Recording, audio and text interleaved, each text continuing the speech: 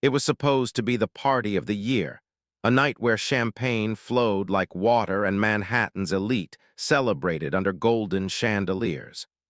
But when billionaire Marcus Whitmore decided to teach his pregnant wife a lesson in front of 500 guests, he made one fatal mistake. He didn't know the quiet woman serving drinks in the corner was the sister of the most decorated Navy SEAL in American history. What happens next is a storm of military precision, cold justice, and a reckoning that will bring a billion-dollar empire to its knees.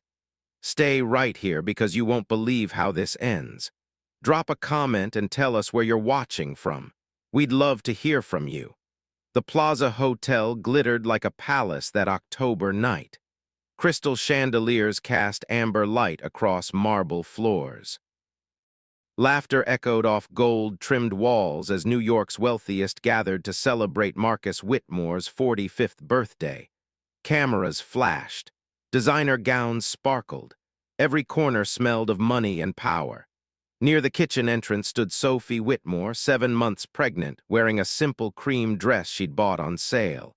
Her dark hair was pulled back in a neat bun. Her hands trembled slightly as she arranged champagne glasses on a silver tray. She shouldn't have been working tonight.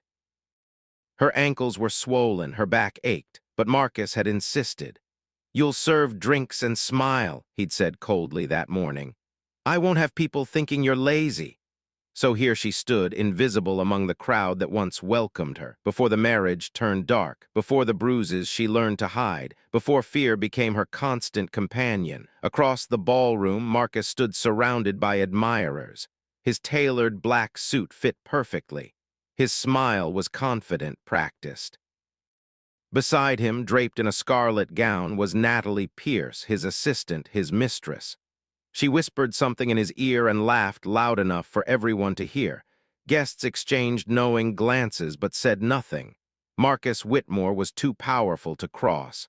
Sophie took a slow breath and stepped forward with the tray. She only wanted to blend in to survive the night. But as she passed behind Marcus, her swollen belly bumped the edge of a table.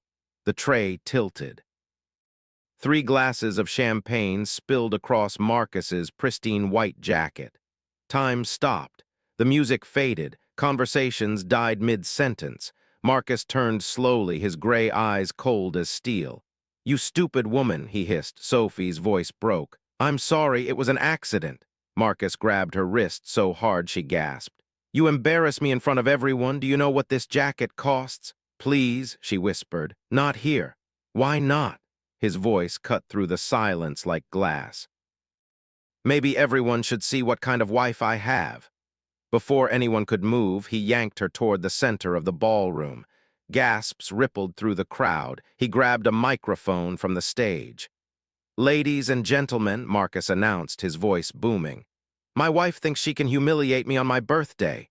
Sophie's face burned with shame. Tears blurred her vision. She clutched her belly protectively. "Kneel," Marcus commanded. "Marcus, please, kneel." She sank to her knees, one hand on her stomach, the other bracing against the cold marble floor. The room spun. Guests whispered frantically, but no one moved. Marcus Whitmore owned half the companies in this room. Fear kept them frozen. "Now apologize," he demanded. "Apologize for being worthless." Sophie's lips trembled. Her tears fell onto the marble. She whispered, "I'm sorry." "Louder." "I'm sorry," Marcus smirked. "That's what I thought." He dropped the microphone beside her with a clatter. "Clean this mess up. That's what you're good for." Cameras blinked in the darkness. No one moved to help. Natalie sipped her champagne, smiling. Then the ballroom doors opened. The crowd parted instinctively as a man in navy dress uniform walked in. His presence shifted the entire room. Conversations died. He was tall, broad-shouldered, with a chest full of medals that caught the chandelier light. His eyes, ice blue and steady, scanned the scene until they found Sophie kneeling on the floor. It was Commander James Carter, her older brother, 3-tour in Afghanistan, Silver Star recipient. The man who'd carried wounded brothers through enemy fire, and he'd just walked into his sister's nightmare. James walked forward slowly, his boots clicking against marble. Marcus turned, his smirk faltering. Commander Carter, Marcus started, voice shaking slightly. This is a private, James cut him off. His voice was low, calm, but it carried through every corner of the hall. You just humiliated my sister. The silence was deafening. James knelt beside Sophie, gently helping her to her feet. She whispered, Jamie, I'm okay. No, you're not. He brushed tears from her cheek, then looked at Marcus. But you will be. His gaze rose to Marcus, who suddenly looked smaller. And you just made the biggest mistake of your life. James turned to the crowd, still holding Sophie. Everyone here just witnessed assault, emotional abuse, public humiliation of a pregnant woman. His voice hardened. And I want every single one of you to remember what you saw tonight. Flashes exploded from phones and cameras. The golden chandeliers reflected off Sophie's tear-stained face. For the first time that night, Marcus Whitmore looked afraid. And that was the exact moment his world began to crumble. Within hours, the video went viral.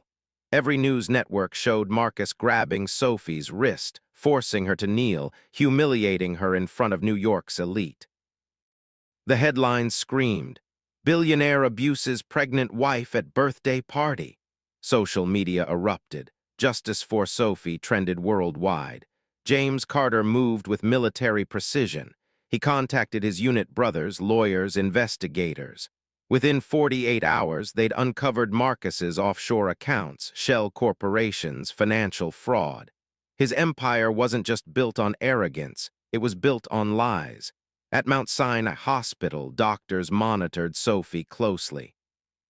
The stress had been severe, but the baby's heartbeat remained strong.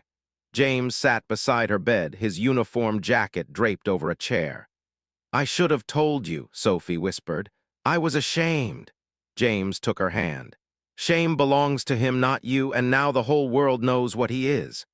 Outside, protesters surrounded Whitmore Industries' headquarters. Investors pulled funding. Board members resigned. The company's stock crashed 60% in 2 days. Marcus held a press conference claiming Sophie was unstable, that the video was taken out of context. But James had already released security footage from their home, footage showing Marcus shoving Sophie downstairs months earlier.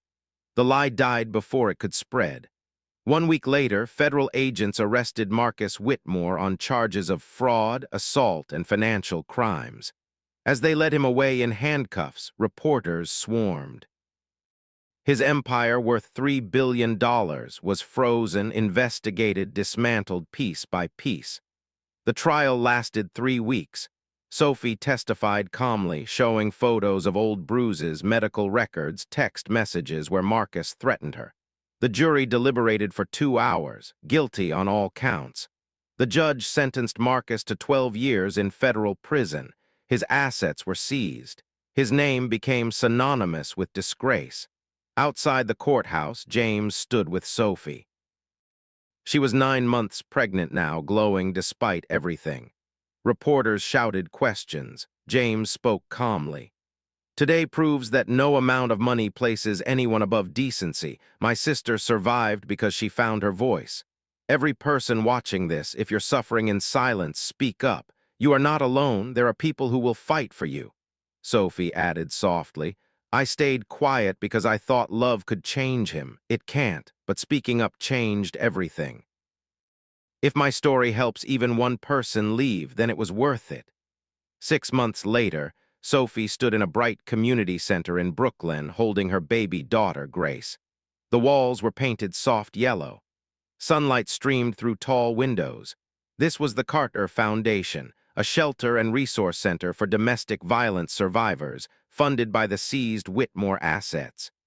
James stood beside her in civilian clothes now, watching his sister address a room full of survivors, advocates, and supporters.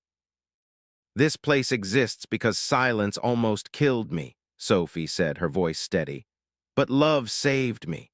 My brother reminded me that family means showing up, even in the darkest moments. Real power isn't control, it's protection. It's standing up when others can't. Grace cooed softly in her arms. Sophie smiled through tears. My daughter will never know the darkness I did. She'll grow up knowing that speaking truth is stronger than any empire built on lies." The room erupted in applause. James placed a hand on his sister's shoulder, his eyes glistening with pride. Outside, the city hummed with life. Inside, survivors found safety. And somewhere in a federal prison, Marcus Whitmore sat alone, his power stripped away, his name forgotten. Sophie looked down at baby Grace, whispering, "You're named after the grace I found when I finally asked for help." The foundation's moth, engraved above the entrance, shimmered in the afternoon light. Out of silence, we rise. If this story moved you, please share it.